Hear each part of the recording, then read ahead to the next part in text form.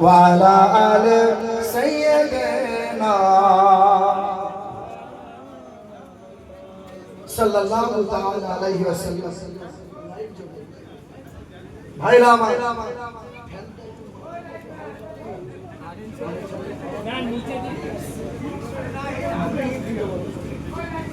বন্ধু আমার, অসুবিধা হচ্ছে নাকি? না না, কষ্ট হচ্ছে না। আমার তো টাইম ছিল রাত 12টা, এসেছি দিন 3টা। হ্যাঁ, দিনের বেলায় 3টার সময় উঠেছি। চাইছে ওরা মুসলমানদেরকে দাবিয়ে দেব, মুসলমানদের দাবিয়ে দেব। আমরা দেশকে ভালোবাসি, আমরা দেশের মানুষদের ভালোবাসি, আমরা দেশকে মহব্বত করি। এই দেশের মাটিতে মোগলরা এসেছিল, ওরা চেয়েছিল দেশ বুকে বুটে নিয়ে চলে যাব। হ্যাঁ, দেশের মাটিতে মোগলরা এসে এই দেশের প্রেমে পড়ে গেল। আর প্রেমে যেই পড়ে গেল, ভারতকে কোটি কোটি টাকা বৃদ্ধি করে দিল, তাজমহল বানিয়ে দিল কারা? তারাও তো মুসলমান ছিল রে বাবা। ফতেপুর দিল কারা? মুসলমান। চারমিনার দিল কারা? মুসলমান। লালকেল্লা দিল কারা? মুসলমান। হুমায়ুন কেল্লা দিল কারা? মুসলমান। আকবর কেল্লা দিল কারা? মুসলমান। হাজি আলী দিল কারা? মুসলমান। জুম্মা মসজিদ দিল কারা? মুসলমান।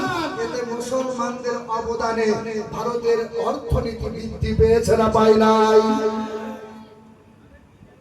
বন্ধু, কারণ এই দেশের মাটিতে আমাদের রক্ত যেমন, হিন্দু ভাইদের রক্ত তেমন। এখন তো দেশের মাটিতে পরিস্থিতি একটু খারাপ পাওয়া, তারা চাইছে মসজিদের মাইক নামিয়ে দাও, ভালো কথা। আচ্ছা, আইনটা শুধু একজনের হবে না সবার জন্য? সবার। বলো, সারাদিনে মাইকের আওয়াজে শব্দ দূষণ হয়, মাইকের আওয়াজে শব্দ দূষণ হয়, বলে মাইক নামিয়ে দাও। আমরা তো আইনকে সম্মান করব, আমরা কোর্ট আদালতকে সম্মান করব, জি। কিন্তু তুমি চুরি করবে, আবার তুমি বলবে চোর চোর চোর। চোরের মায়ের বড়বেলা 2 ডাকাত চুরি করতে গেছে, 1 ডাকাত পাঁচিল পার করে চুরি করবে, 1 ডাকাত পাহারা দেয়। যেই ডাকাত চুরি করতে ঢুকেছে আর পাঁচিল ছিল বড় দুর্বল, এই বাবু এখানে দাঁড়ালে হবে না, সব সাইড হও, সাইড হও। এইখানটা দাঁড়ালে অসুবিধা আছে বাবা, পারমিশন অনুযায়ী একদম কাজ করা লাগবে।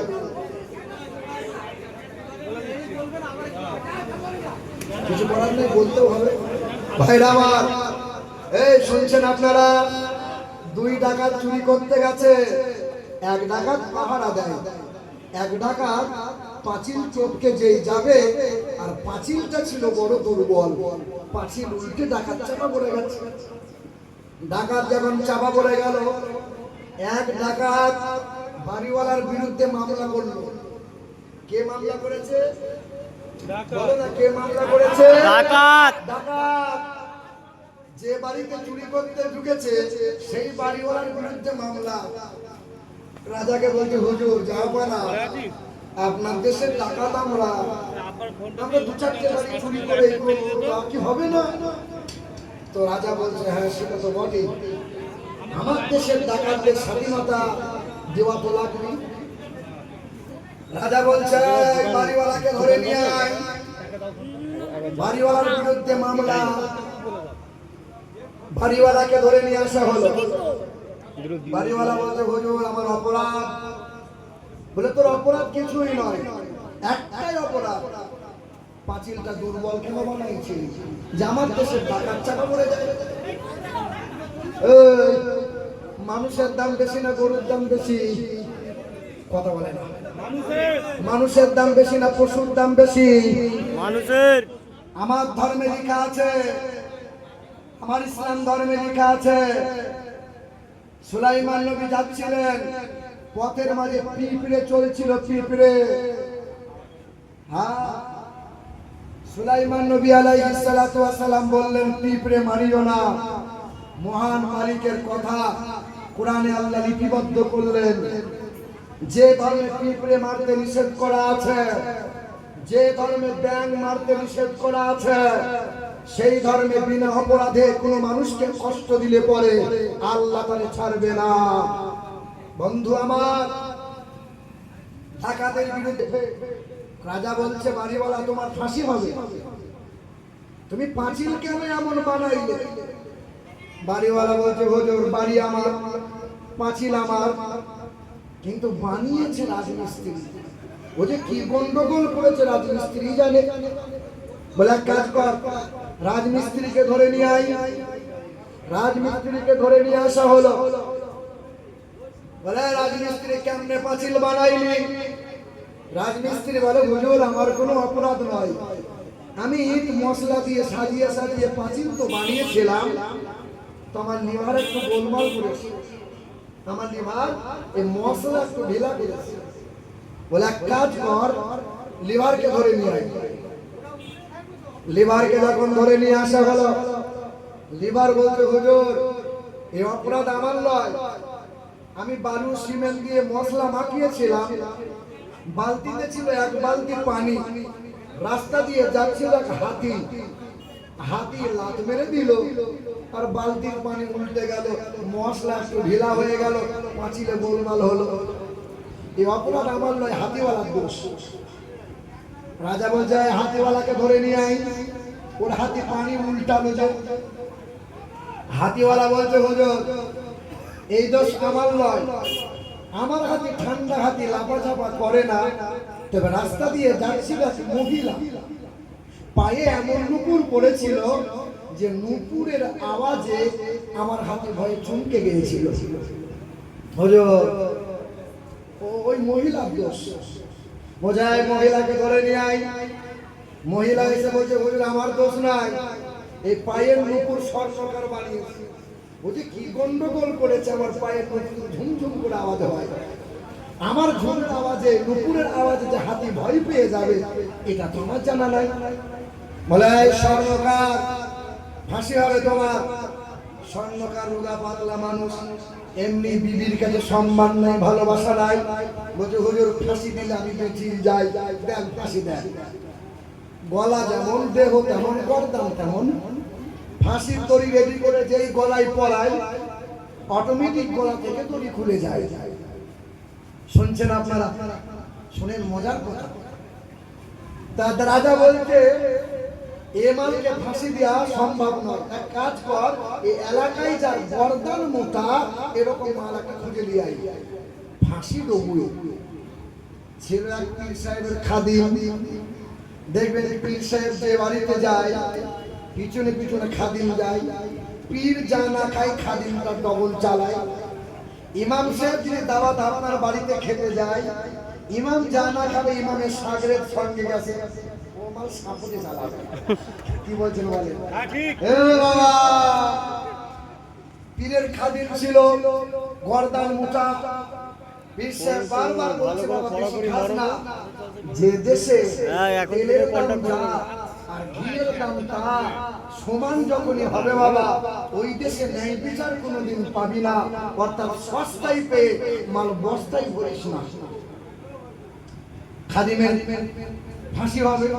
বলে অপরাধ? বলে তোর গর্দান মোটা, তোর ফাঁসি হবে। পীর সাহেবকে বলছে, হুজুর আমার ফাঁসি দেবে বলছে। বলছে, বাবা তুই তো আমার খাদিম, তোকে বাঁচাবো। তুই রাজার দরবারে যাবি আর আমিও যাব। রাজা বলছে, ফাঁসি হবে। পীর সাহেব যেমন শিখিয়ে দিয়েছে, খাদিম বলছে, হুজুর ফাঁসি আমার, তাড়াতাড়ি দেন। পীর সাহেব বলছে, না হুজুর ফাঁসি ওর দিয়েন না, ফাঁসি আমাকে দেন। খাদিম বলছে, ফাঁসি আমাকে দেন। পীর সাহেব বলছে, ফাঁসি আমাকে দেন। রাজা চিন্তা করছে, সবাই তো বাঁচার জন্য কত বাহানা করে, এরা ফাঁসি নেওয়ার জন্য কেন এত হুড়ুহুড়ি? ব্যাপার কি? বলে, হুজুর বলা যাবে না। রাতের বেলায় স্বপ্ন দেখলাম যে আজকে ফাঁসির মঞ্চে গলায় দড়িতে ইন্তেকাল হয়ে যাবে, মারা যাবে, সে ফুরুত করে বিনা হিসাবে জান্নাত পাবে। বাদশা চিন্তা করছে এত সুবিধাই জান্নাত হাতছাড়া করা যাবে যাবে না। তা বলছে বাবা পীর সাহেব খাদিম তোমরা বাড়ি যাও, ফাঁসিটা আমারে দাও। বন্ধু আমার, অপরাধ করছে কে? গুন্ডাগিরি করছে কারা? চারিদিকে লুটপাট অত্যাচার করছে কারা? আর টার্গেট হচ্ছে বারবার আমরা মুসলমানেরা। তবে দেখবেন যে এলাকায় যে বাগানে আপনি মনে করেন 10টা আমের গাছ লাগিয়েছেন, 9টা গাছের ফল টক, একটা গাছের ফল বড় মিষ্টি, এলাকা পাড়ার দুষ্টু ছেলেরা বাবা সেই গাছে ঢিল পাথর একটু মারবে বেশি। বন্ধু আমার নওজোয়ান তরুণেরা, আল্লাহর নবী সাল্লাল্লাহু আলাইহি ওয়াসাল্লাম পৃথিবীতে এলেন আমরা সবাই জানি। কিছু মানুষ দেখবেন নবীর চরিত্র নিয়ে কথা বলে, কিছু মানুষ নবীর বহু বিবাহ একাধিক বিবাহ নিয়ে কথা বলে, কিছু মানুষ ইসলামের আযান নিয়ে, কেউ নামাজ নিয়ে, কিছু না কিছু দাড়ি নিয়ে, টুপি নিয়ে, পাঞ্জাবি নিয়ে ঠাট্টা ব্যঙ্গ করি। অথচ ইসলাম ধর্মে আল্লাহর নবী সাল্লাল্লাহু আলাইহি ওয়াসাল্লাম, খুব ভালো করে শোনেন, মদিনার মসজিদে নবী আমার মাগরিবের নামাজ পড়লেন। নামাজ বাদ আমার রাসূল সাল্লাল্লাহু আলাইহি ওয়াসাল্লাম মাগরিবের নামাজ বাদ বেরিয়ে এসে দেখছেন কিছু মানুষ দাঁড়িয়ে আছে। নবী জিজ্ঞাসা করছেন তোমরা কারা? তখন বলে ইয়া রাসূলুল্লাহ আমরা ইহুদি, আমরা খ্রিস্টান, আমরা অমুসলিম। তো নবীজি বললেন আমি তো জাতপাতের কথা জিজ্ঞাসা করি নাই, আমি জানতে চাইছি তোমরা এসেছো কিসের জন্য? বলে আমরা পেটের দায়ে বিদেশ থেকে ব্যবসা করতে এসেছি। নবী সাল্লাল্লাহু আলাইহি ওয়াসাল্লাম বললেন তোমরা যে জাতের, যে পাতের, যে দলের হও না কেন, আমি নবী জাতপাতের কথা জানতে চাই না। তবে এই সময় রাস্তা দিয়ে, ফাঁকা রাস্তা ধরে বাড়ির পথ তোমরা যেও না। পথের মাঝে গভীর রাত হয়ে গেলে ডাকাতের আক্রমণ, অত্যাচার হতে পারে। নবী সাল্লাল্লাহু আলাইহি ওয়াসাল্লাম সাহাবাদেরকে বললেন তোমার এই ভাইদেরকে বাড়ি নিয়ে যাও, আরামের জায়গা করে দাও, তাদেরকে পেট ভরে খাবার খাওয়াও, সকাল হলে তারপরে বিদায় দিও। বলেন এই যে অতিথি মেহমান গুলো দাঁড়িয়ে আছে এরা সব মুসলমান না অমুসলিম? অমুসলিম। আল্লাহর নবী সাল্লাল্লাহু আলাইহি সাল্লাম দেখলেন একে একে সবাইকে নিয়ে বাড়ি যায়, কিন্তু একজন ব্যক্তি দাঁড়িয়ে রয়, মোটা মানুষ। নবী বলছেন একে নাও না কেন? সাহাবারা বলছেন ইয়া রাসূলুল্লাহ কেমনে নেব? একে তো জানি আমরা পরের পেলে এত খাই যে হাড়ি সব খালি করে দেয়। নবীজি বলছেন একে নেবো আমি। মানবতা কার নাম, সম্প্রীতি কার নাম? যারা বলছো তলোয়ারের ভয় দেখিয়ে হিন্দুগুলোকে মুসলমান বানিয়েছিল, 50 বছর রাজত্ব করেছে ঔরঙ্গজেব, প্রতিদিন 10,000 করে হিন্দুকে মুসলমান বানিয়েছে। না বন্ধুরা, 10,000 করে যদি হিন্দুকে মুসলমান বানাতো তো 50 বছর শাসনে ভারতের মাটিতে হিন্দু বলে আর কিছু থাকতো? এই ভুল ইতিহাস প্রচার করিও না বন্ধু আমার। ভারতের মাটিতে, খাস করে বিশ্বের মাটিতে জোর করে কাউর জায়গা দখল করে, মনে করেন আকুভাগ জমিনে আপনার গ্রামে কোন এক হিন্দুর জায়গা আপনারা মুসলমানদের ক্ষমতায়, সেই হিন্দু ভাইয়ের জায়গা দখল করে মসজিদ বানালেন। আচ্ছা বলেন সেই মসজিদে সবাই যদি নামাজ পড়েন নামাজ হবে? না না, হিন্দু নয়, মুসলমানের জায়গা 4 কাঠা নিয়ে জোর করে আপনি নিয়ে দখল করে মসজিদ বানালেন, মুসলমানের জায়গা, নামাজ হবে ওই মসজিদে? মুসলমানরা এত বোকা নয় যে জোর করে দখল করে ওখানে মসজিদ বানিয়েছে।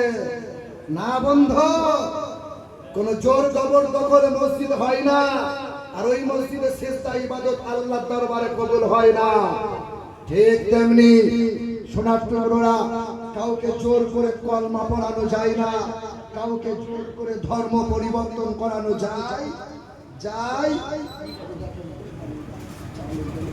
বন্ধু আমার, আল্লাহর নবী সাল্লাল্লাহু আলাইহি ওয়াসাল্লাম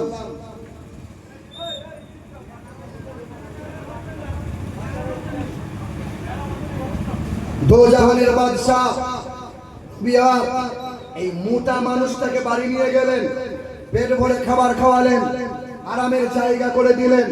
আমার রাসূল সাল্লাল্লাহু তাআলা আলাইহি ওয়াসাল্লাম খাবার খাওয়াইয়ে চলে গেলেন। রাত গভীর হয়েছে, একেবারে তাহাজ্জুদ অতিক্রম হয়ে গেল, ফজর এলো, ইশরাক হলো। সকালবেলা ইশরাকের নামাজ পড়ে নবী আমার পা পা করে ওই মেহমানের খোঁজ নেওয়ার জন্য দরজায় আওয়াজ দিলেন। বলেন, নবী যখন দরজায় আওয়াজ দিচ্ছেন তখন মেহমানটা নাই, দরজা খুলেছে, ভেতর থেকে দুর্গন্ধ নাকে এলো, পায়খানা করে ওই মেহমান তলোয়ার ফেলে দিয়ে পালিয়ে গেছে। মেহমানটা মুসলমান না অমুসলমান? বলেন না, মুসলিম না অমুসলিম? অমুসলিম ছিল, মূর্তি পূজা করত, সূর্যের পূজা করত, অগ্নি পূজা করত। নবীর ঘরে আশ্রয় নিয়েছে, নবীর ঘরে খেয়েছে, নবীর ঘরে আরাম করেছে, আবার বিছানায় পায়খানা করে তলোয়ার ফেলে পালিয়ে গেছে। নবী আফসোস করলেন, আমার মেহমান। আল্লাহ নবী সাল্লাল্লাহু আলাইহি ওয়াসাল্লাম তলোয়ারটা নিলেন, বিছানাগুলো নিয়ে কুয়ার পাশে দাঁড়ালেন। নবী আমার কুয়া থেকে পানি উঠায়, নিজ হাতে পায়খানা পরিষ্কার করছেন। পায়খানা পরিষ্কার করে ওমরে ফারুক ছুটে এসে বলছেন, ইয়া রাসূলুল্লাহ, আপনি দুজাহানের বাদশা, এই পবিত্র হাত দিয়ে না পাক পায়খানা পরিষ্কার করবেন? এই হাত কুষ্ঠবেদীর গায়ে বুলিয়েছিলেন, কুষ্ঠবেদী শিফা পেয়েছিল। এই হাত অন্ধের চোখে বুলিয়েছিলেন, অন্ধের চোখে জ্যোতি ফিরেছিল। এই হাত আকাশের দিকে ইশারা করেছিলেন, আকাশের চাঁদ দুই টুকরা হয়েছিল। এই হাত আপনি মরা ছেলের গায়ে বুলিয়েছিলেন, জাবেরের দুই মরা ছেলে জিন্দা হয়েছে। এই হাত দিয়ে আপনি নাপাক পায়খানা পরিষ্কার করবেন? দেন না ইয়া রাসূলুল্লাহ, আমি ওমরকে দেন। আল্লাহ নবী বলছেন, ওমর, মেহমান যে আমার, মেহমান যে আমার, তুমি এক কাজ করো, আমার মেহমানকে তুমি খুঁজে এনে দাও। ওমরে ফারুক দৌড়ে গেছে, ওই অমুসলিম ব্যক্তিকে দেখতে পেয়ে নবী আমার হাত ধরে টানতে টানতে নিয়ে আসছেন। মানুষটা থরথর করে কাঁপছিল, কারণ যিনি ধরে নিয়ে এসেছেন ওই ব্যক্তিটা গরম না নরম মানুষ? গরম না নরম? বড্ড গরম। ওমর মানেই বিপদ, মাথা আর থাকবে, মাথা আর থাকবে। কিন্তু দুই নয়নে দেখছিলেন, আহা, দোজাহানের বাদশা, মানবতার বন্ধু, মানব জাতির মুক্তির দাতা, কল্যাণকর্তা। আমি একজন মূর্তি পূজক হয়ে আমার পায়খানা পরিষ্কার করে নবী মুহাম্মাদুর, নবী মুহাম্মাদুর রাসূলুল্লাহ। আল্লাহর নবী হাত দুটো ধুয়ে মুসলিমের হাতটা ধরে বললেন, বাবা, তুমি আমার অতিথি ছিলে, তুমি আমার ঘরে খেয়েছিলে, আমার ঘরে আপনার আশ্রয় নিয়েছিলে, না জানি তোমার কষ্ট হয়েছিল, তুমি আমাকে ক্ষমার দৃষ্টিতে দেখো, আর তলোয়ারটা নিয়ে তুমি বাড়ি যাও। মানুষটা বাড়ি যাচ্ছে, দুই কদম পার হয়ে গেছে, চেহারাটা ঘুরিয়ে নিয়েছে, বাচ্চা ছেলের নাই হাতে দুটো জমিনে গিরি গিরি বসে নবীজির কদমটা বুকে আঁকড়ে ধরেছে, আর নবীকে বলছেন, ইয়া রাসূলুল্লাহ, আমাকে তাড়িয়ে দিয়েন না, আমাকে তাড়িয়ে দিয়েন না, আপনার পায়ের তলায়, কদমের তলায় আমার মতো নাচিজকে একটু আশ্রয় দেবেন। নবী হাত দুটো ধরে বলছেন, বাবা কেন? বলে, ওরা বলে নবী মুহাম্মদ পাগল, ওরা বলে নবী চরিত্রহীন, ওরা বলে নবী জাদুকর, ওরা বলে নবী কবি, ওরা বলে নবী মুহাম্মদ নির্বংশ, আর আমি বলি বিশ্বের মহান নেতা, মানবতার বন্ধু তিনি, মানব জাতির কল্যাণকর্তা যিনি, জাতপাতের বিচার দেখাননি যিনি, ভেদাভেদ কালো ভরসা বাদ দিয়ে আদর করে হিন্দু মুসলমান খ্রিস্টানকে বুকের মধ্যে জায়গা দিয়েছেন যিনি, নবী মুহাম্মদ রাসূলুল্লাহ। আমাকে কালেমা পড়িয়ে দেন, আমি মুসলমান হয়ে যাই। মক্কা শহরে এক বুড়ি মহিলা খবর পেয়েছে যে মোহাম্মদ আমার গ্রামে আসবে, আর মোহাম্মদ যদি চলে আসে তাহলে কলেমা না জানি পড়ে নিতে হবে। তো এক কাজ করি, এই মোহাম্মদ আসার আগে আগে আমি মক্কা ছেড়ে পালিয়ে যাই। এটাকে মক্কা মরার তপ্ত পথে চলছিল এক বৃদ্ধাজন, মস্ত বুঝা মাথায় ছিল, কাঁপেছিল তার দুই চরণ। হাতে ভেঙেছে বয়স ভারী, আর পেকেছে মাথার কেশ। ক্লান্ত ছিল বুড়ির শরীর, ধুলাই ধূসর মলিন বেশ। সামনে এসে এক যে যুবক, সামনে এসে এক যে যুবক, পিতার কয় আম্মা যান, এই বুঝাটি বইলে মাগো বাঁচবে বলো তোমার প্রাণ। বুড়ি মহিলা বোঝা নিয়ে চলে যাচ্ছে, যুবক এসে বলছে, ও মা, চুল সাদা হয়েছে, গালের চামড়া জড়ো হয়েছে, তুমি এত বড় বোঝা কেমনে নিয়ে যাও? দাও তুলে দাও আমার মাথায়, তুমি শুধু পথ দেখাও, যেথায় যাবে শান্তি পাবে আম্মা তুমি পাবারাও।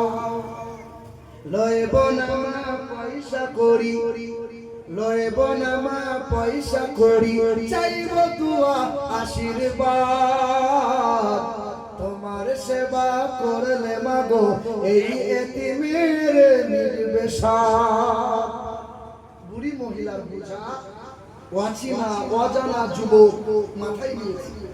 বুড়ি পা পা করে যায়, যুবক পিছনে পিছনে যায়, যায় আর যুবক জিজ্ঞাসা করে, বুড়ি মা, তুমি আসলে যাচ্ছ কোথায়? বৃদ্ধাটিকে শোনাই যুবক, যাচ্ছ কোথায় আম্মা যান?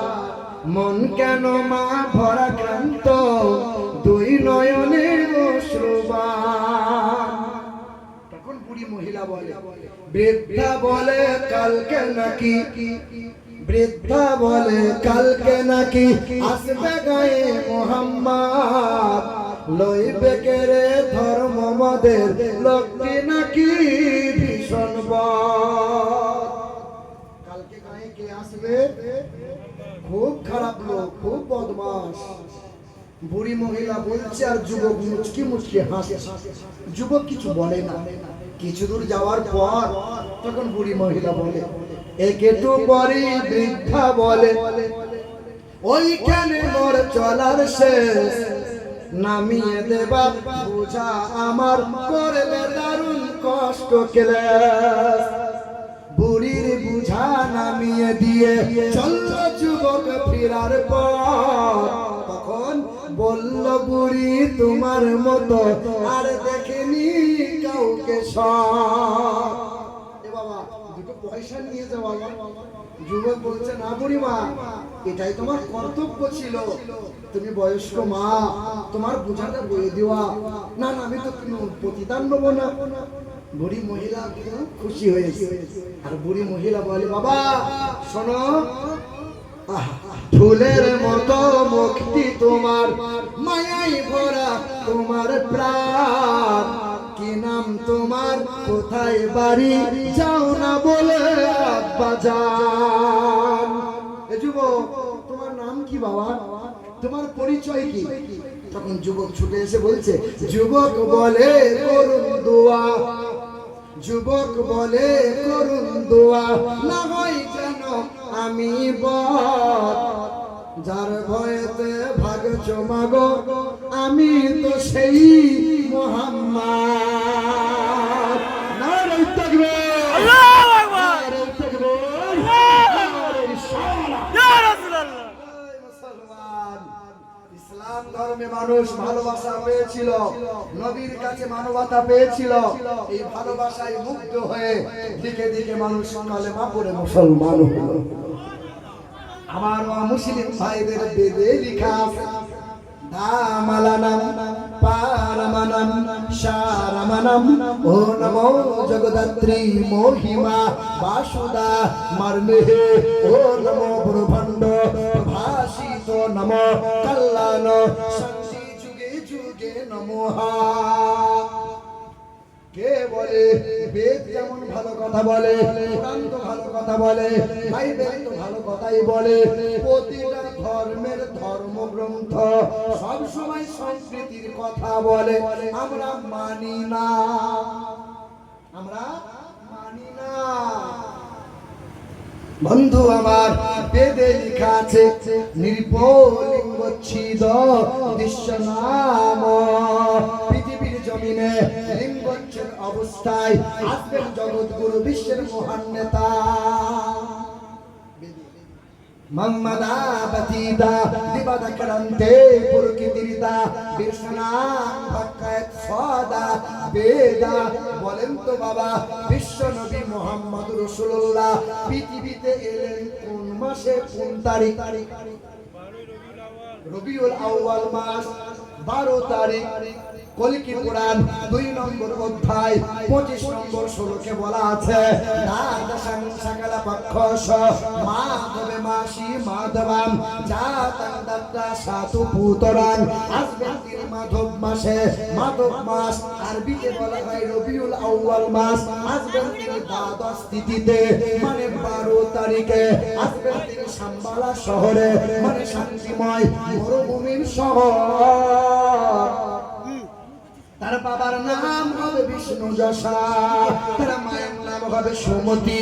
এটা লেখা আছে কলকি পুরাণ 2 নম্বর অধ্যায় 11 আর 25 নম্বর 16।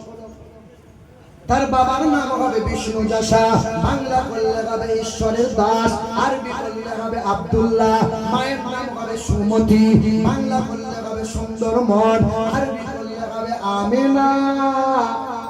বেদের পাতায় সেই জগৎগুরুর কথা বলা আছে।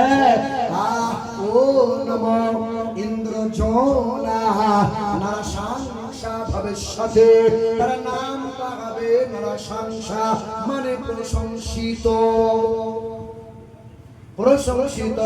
আরবিতে হবে মুহাম্মদ সাল্লাল্লাহু। হে বন্ধু আমার, নওজোয়ান তরুণেরা, একজন ভাই বলেন নবী যখন পৃথিবীতে এলেন খাতনা করা অবস্থায়, লিঙ্গচ্ছেদ অবস্থায়, পৃথিবী মারে না। শিশু মুহাম্মদ আমার পেটে থাকে, কষ্ট হয় না, চলাফেরা উঠা বসায় অসুবিধা হয় না। আমার মুহাম্মদ যখন আমার পেটে হাজির হলো, পৃথিবীতে ভূমিষ্ঠ হয়ে গেল। সব মায়ের বাচ্চার সঙ্গে নারী কাটতে হয়, আমার মুহাম্মদের সঙ্গে আমি আমিনার কোন নারীর যুক্ত ছিল না, মানে নারী কাটা লাগে না। নারী নারী কাটতে হয়। পৃথিবীর চিকিৎসা বিজ্ঞান বলে মহিলাদের পেটে বাচ্চা এসেছে, মেন্স বন্ধ হয়ে গেছে, নাপাক রক্ত বাচ্চা শরীরে যায়, ওই নাপাক খাবার খেয়ে বাচ্চা ধীরে ধীরে হুষ্টপুষ্ট হয়। আমার নবীকে আল্লাহ বলতেছিল, হে আমেনা, আমার বন্ধুকে আমি নাপাক খাবার খাওয়াবো না, তাই তো তোমার সঙ্গে নারীর যুক্ত রইবে না। আমি আল্লাহ জান্নাতের খাবার আমার বন্ধুকে খাওয়াইব। হে বন্ধু আমার, পৃথিবীতে নবী যখন ভূমিষ্ঠ হলো, নবীজি খাতনা করা অবস্থায় এলো। কলকি পুরাণে লেখা আছে এবং ভগবত পুরাণে বলা আছে নিরিপলিঙ্গচ্ছিদ বিশ্বনাম কোটি স্বামী নাম রাম সন্তা সরতি শতপতি মার্মেহে সুন্দরাম মঙ্গলাম নরসংসা। পৃথিবীতে আসবেন গুরু, তিনি একটা ধর্মের গুরু হবেন না, জগৎ গুরু, বিশ্বের মহান নেতা। খাতনা করা অবস্থায় আসবেন। হে বন্ধু, মুসলমান শিশুকালে বাচ্চাদের খাতনা করে দেয়। খাতনা বোঝেন তো? মুসলমানি মানে চামড়া কেটে ফেলা হয়। কেন? কেউ তো বলে কাটুয়া, আমাদেরকে বলে বলে ঠাট্টা করে খাটোয়া বন্ধু ইসলাম ধর্ম তুমি চিনো না এত সহজ না ইসলাম ধর্ম এত সহজ না বড় বড় বৈজ্ঞানিকরা তাক লেগে গেল অবাক হয়ে গেল খ্রিস্টান ধর্মের 4 জন বৈজ্ঞানিক রিসার্চ করলো খাতনা কেন মুসলমানরা করে বন্ধু আমার নওজোয়ান তরুণেরা বৈজ্ঞানিকরা রিসার্চ করার পরে গির্জার পাদ্রীদেরকে বলল ও পাদ্রীরা খ্রিস্টান ধর্মের মানুষদের জানাইয়ে দাও শিশুকালে বাচ্চাদের খাতনা করে দাও বলে কেন নবী মুহাম্মদের অনুসারী যারা খাতনা করে জীবন পরিচালনা করে তারা খাতনা করে যারা 4টে রোগ থেকে বাঁচে তারা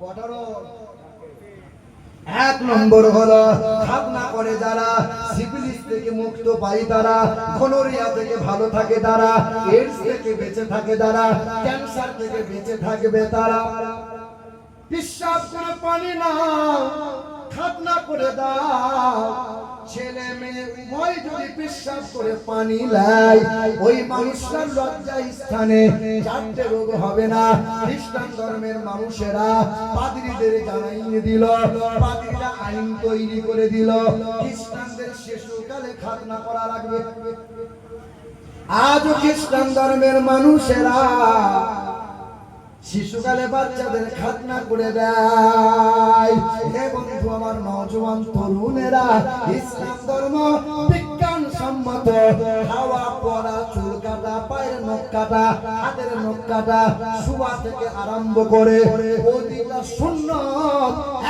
একটা বিজ্ঞান সম্মত জোরে বলেন সুবহানাল্লাহ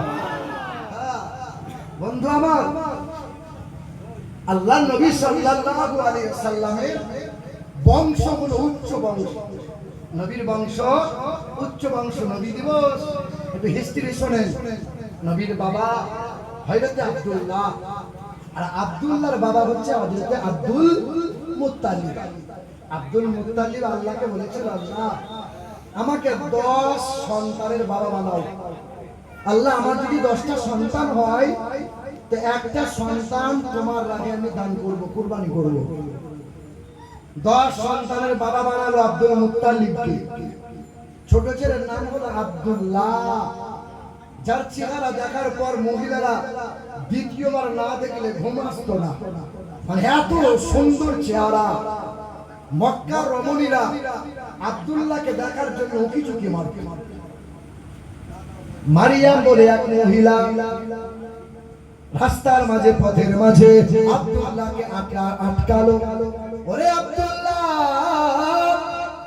মক্কার সুন্দরী সুন্দরী মহিলারা তোমাকে দেখার জন্য পাগল আমি মারিয়াম আমিও তোমাকে বড্ড ভালোবাসি হে আব্দুল্লাহ তুমি একটা কথা রাখবে আমাকে বিবাহ করে নাও আমাকে বিবি বানিয়ে নাও তুমি আমার স্বামী হয়ে যাও হযরত আব্দুল্লাহ বলে মারিয়াম কি কথা শুনাইলে বাবা মা এখনো আমার বেঁচে আছে বাবা মায়ের কথার বাইরে পা ফেলতে পারবো না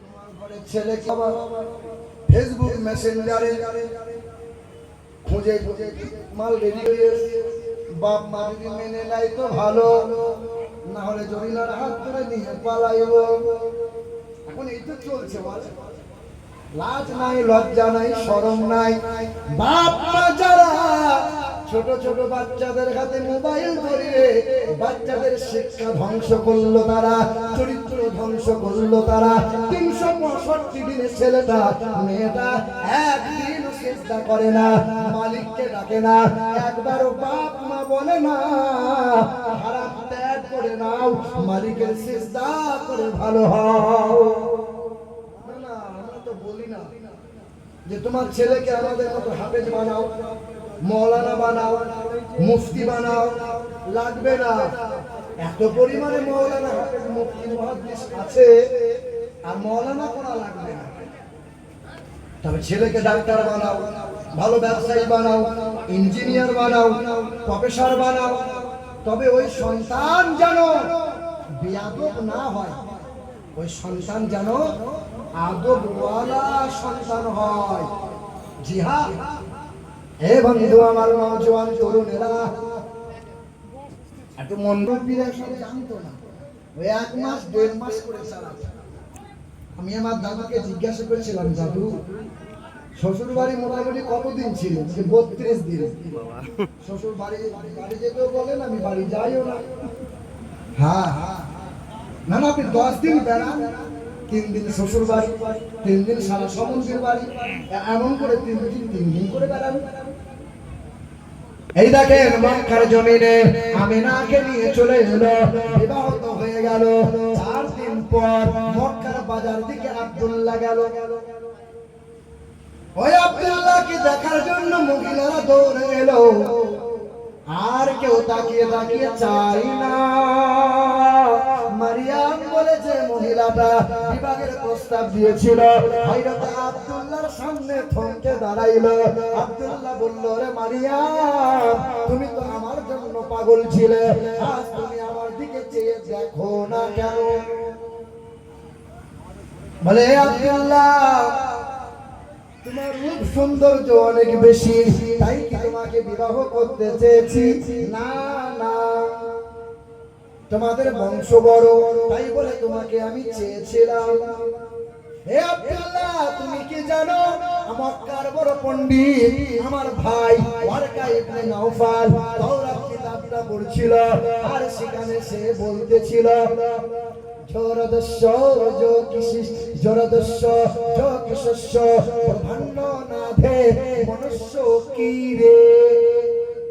পৃথিবীতে একজন জগৎগুরু আসবেন, আর জগৎগুরু আসবেন, বাবার নাম হবে আব্দুল্লাহ। মক্কার জমিনে তার বাড়ি হবে, 10 ভাইয়ের ছোট ভাই, মানে ছোট ছেলে। এ আব্দুল্লাহ, তোমার লালাতে, তোমার কপালে একটা জ্যোতি দেখতে পেয়েছিলাম, যে জ্যোতিটা হলো নূরে মুহাম্মদ। আমার মনে মনে বড় তামান্না ছিল, ভাইয়ের জবান থেকে শুনেছিলাম, আব্দুল্লাহ তুমি হবে নবীর বাবা। আমার স্বপ্ন ছিল, আমি যদি হই নবীর মা, হাসরের ময়দানে হাসতে হাসতে জান্নাতে যাব, আর পৃথিবীর মানুষ আমি মারিয়ামকে নবীর মা বলে জানবে। কিন্তু আব্দুল্লাহ, আর সম্ভব নয়, আর সম্ভব নয় রে আব্দুল্লাহ, তোমার সঙ্গে আর আমার হবে না, কারণ তোমার কপালে ওই জ্যোতি, আর আব্দুল্লাহর কপালে আর সেই জ্যোতি চলে গেছে তো মা আমিনার শরীরে। মা আমিনার শরীরে সেই জ্যোতি পৌঁছে গেছে। বন্ধু আমার নওজোয়ান তরুণেরা, আল্লাহর নবী সাল্লাল্লাহু আলাইহি ওয়াসাল্লামের মা, নবীর মা গর্ভবতী, আমিনার গর্ভে নবীর নূর। হযরতে আব্দুল্লাহ বললেন, আমিনা বসে বসে সংসার চালানো যায় না, একটু ব্যবসা করার আগ্রহে ভাইদের সঙ্গ নিল, সকলে রওনা দিয়ে দিল।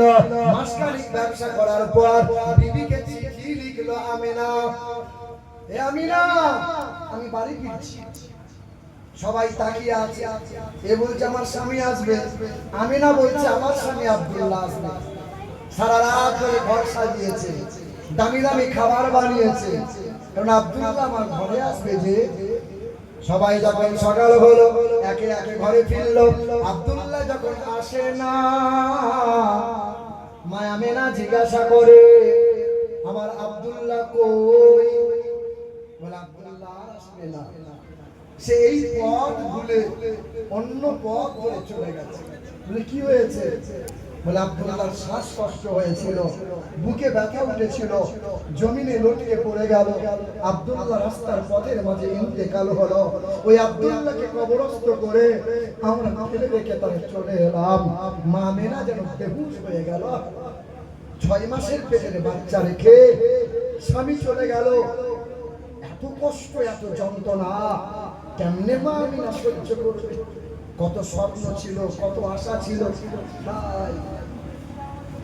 বন্ধু আমার নওজোয়ানেরা, ওই সময় মক্কার বড় নীতি, মক্কার নিয়ম ছিল বেদবা হবে যারা 1 বছর সুগন্ধ ব্যবহার করতে পারবে না তারা। কিন্তু মা আমিনা যখন রাস্তা দিয়ে যায়, দেহ থেকে এত পরিমাণে সুগন্ধ, দেহ থেকে এত পরিমাণে সুগন্ধ যে মক্কার বাজারের আশপাশ মানুষেরা আলোচনা চিন্তা ভাবনা করে যে আমিনার দেহ থেকে যে সুগন্ধ পাওয়া যায়, এই সুগন্ধ বাজারে কোন জায়গায় পাওয়া যায়? মক্কা মদিনায় মেলে না। সবাই কানাঘুষা করলো, কিছু মহিলা বদনাম রটাতে লাগলো। বদনাম যে বেদবা মহিলা সুগন্ধ ব্যবহার করবে। দেখবেন পাড়া প্রতিবেশী কিছু মহিলা আছে, এর বাড়ি ওর বাড়ি করে, এর কথা ওর কাছে, ওর কথা এর কাছে। আপনি সুখে বাস করছেন, সুখের সংসারে আগুন লাগাবে, এমন পাড়াতে কিছু মহিলা নাই?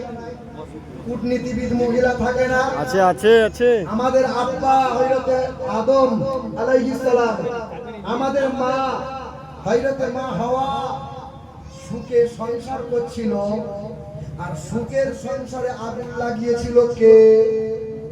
হে বাবা, মা হাওয়া, বাবা আদম, এই সুখের সংসারে আগুন লাগিয়েছিল কে? ইবলিস। আজ আপনি সুখে থাকছেন, আপনার সংসারে পিন করে, আপনার সংসারে খুঁটা মেরে অশান্তি লাগাচ্ছে যারা,